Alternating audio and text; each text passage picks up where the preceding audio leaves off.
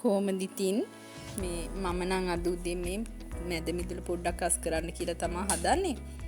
මේකේ මේ මං අර එදා කිව්වේ පන් ගහක් කියලා අර ඒ ගහේ මේ පිටි මකුණ වගේක් හැදිලා මේ බෝ වෙලා ඉන්නවා. දැන් මම මේ ඒවා අර වැඩියෙන්ම ඉන්නේවා බල කපන්නේ මේ කොළ. මේ හැම කොළයකම වගේ පොඩ ඉන්නවා. ඉතින් අර ගහම එකපාර කපලා දාන්න බැරි හින්දා වැඩිපුර තැන් බල මේ සත්තු ඉන්න තැන් බල ඉතින් කපලා අයින් කරන්න තමයි මේ හදන්නේ. මං හිතන්නේ මේ පම් වර්ගේ මේ බෝ වෙනවා මේ පිටි මකුණ ඉන්නකම කොයිට කලිනුත් ඔය වගේම හැදිලා තියලා මං කපලා මේ මුළු ගහම කපලා ආයි ඔය හැදිනේ වගේ තා ඉතින් ඒ විදිහටම මේ පිටි මකුණ එනවා. මේ දැන් මේ ගහත් මෙතන තියලා තිබ්බට අවුව සැර වැඩි හින්දා මේ අර කොළවල පාට වෙනස් වෙනවා පිච්චෙනවා. නැත්තම් ওই ගහ හරි ලස්සන පාටක් තියෙන අර අවුව සැර වුණාම කොළේ පාටත් මේ වෙනස් වෙන්න අරන් තියෙන්නේ. ඉතින් මේ අර ලොකු පෝචින්ද මට එහාට මෙහාට කරන්නත් අමාරුයි.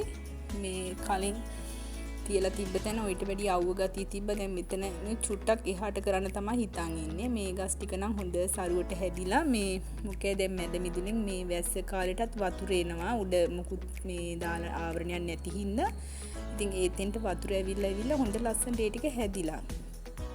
මේ දැන් මෙතන මේ තියෙන ගහ නම් ඒක හරි නෑ කියලා මට හිතෙන චූටි පෝච්චයක් ඉඳ මම ඒක අයින් කරලා එළියෙන් මේ වෙන ගහක් අරන් ඇවිල්ලා එතෙන්ට තියන්න තමයි ඔය හදන්නේ. මං ඉතින් ඔය වගේ කාලෙන් කාලෙට පෝච්චි තිය මාරු කරනවා. එළියෙන් තියෙනවා අය ලස්සනට හැදිච්ච වැතුල්ට ගේනවා. එහෙම මේ එකම විදිහට තියන්නේ මේ තියලා සතියක් විතර ආයෙ වෙනස් කරලා මේ තියෙනවා. එතනින් ඔතන මම පෝච්චිය තිබ්බට මම ඔතනින් ඒක හරි නැතිඳා වෙන තැනකින් තියෙනවා. ඉතින් එතෙන්ට නිකන් ගහ ලොකුයි කියලා හිතෙනවා. මේ මෙතන මේ පොඩි ටයිල් කැට දෙකක් තියලා මේ ඔය තියලා තියෙන්නේ මේ ලොකුවට මේ පෝච්චි තියන්න බැරි ඉන්න පොඩි කප් දෙක කරේ ගස් නැන් පීචිලා වගේ. අර ටික කාලයක් තියෙනකොට ඉතින් අවුව හින්දා තමයි ගොඩක්ම මේ හරියට අවුව සැරට වැටෙනවා පොඩ්ඩක්.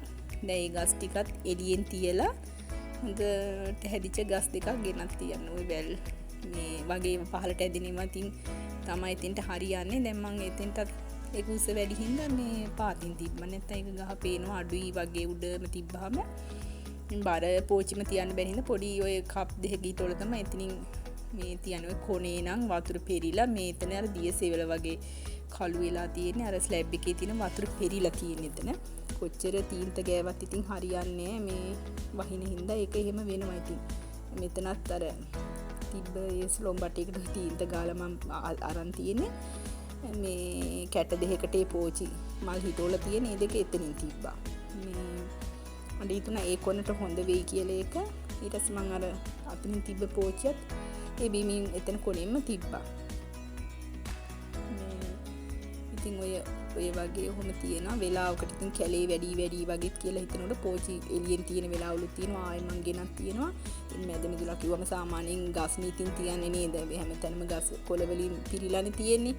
ඒ හින්දා ඉතින් වැඩියකුත් නෑ කියලා හිතෙනවා මට වෙලාවකට. මේ ඉතින් මේ ඔය මම පෝචිය පිච්චිලා මේ කොළ පිච්චිලා හින්දා මං එතන කොණෙන් ගෙනත් තිබ්බා. දැන් ඔය කටු ඉදලක් අරන් තමයි අතු ගන්නේ. අර ඒ වගේ කළු ගල් වගේ මම ඔයිට කලින් ඔතෙන්ට දාලා තිබ්බේ.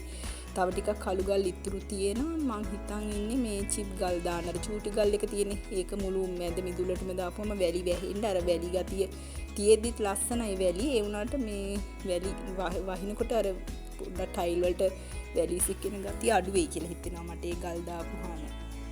නැත්තම් වහිනකොට චුට්ටක් අර අයින දිගේ මේ වැලි විසික්කෙනවා. දැන් අර එක තැනක් තිබ්බ පොඩි හිස් බවක් පේනුණා. ඒ හින්දා මේ තව පෝච්චියක් එතනින් ගිහින් තියන්න කියලා පොඩ්ඩක් අර දියසෙවල බැඳිලා වැලි විසික්කලා තිබ්බ. ඒ හින්දා ඒක හොදලා ආන් එතන මේ ඔය හරි කොනෙන් ඔය හරියේ කොනෙන් මේ තිබ්බා. ඉතින් කෙනෙකුට හිතෙන්නත් පුළුවන් මේක කැලියක් වගේ ගොඩක්ද කියලා. මේ ඒ උනට නෑ එහෙම තැනින් තැන අර එකම පෙදයට ගොඩවල් తీරනේ තැනින් තැනනේ තියෙන්නේ. ඒ හින්දා අවුලකුත් නෑ කියලා මට හිතෙනවා. ඔයාලට හිතෙන්නේ කොහොමද? හොඳයිද මේ විදිය පේනුම හොඳයිද? දැන් වැඩ නම් ඉවරයි. දොඩම් ගෙඩි 4ක් විතර තිබ්බා අම්මලාගේ මේ ගෙදරින් හම්බෙලා. මේ අම්මගේ දොඩම් ගහක් තියෙන ඇඹුල් දොඩම්. ඒ වුණාට ඇඹුල් නෑව හරිම රහයි හදපුවාම. ගොඩාක් ඇඹුල් මේ ගතිය නෑ. ඉතින් මේ දැන් මේ මටයි පුතාට ඇඹුන්න දොඩම් එකක් හදන්න යන්නේ මහන්සිත් එක්කනේ.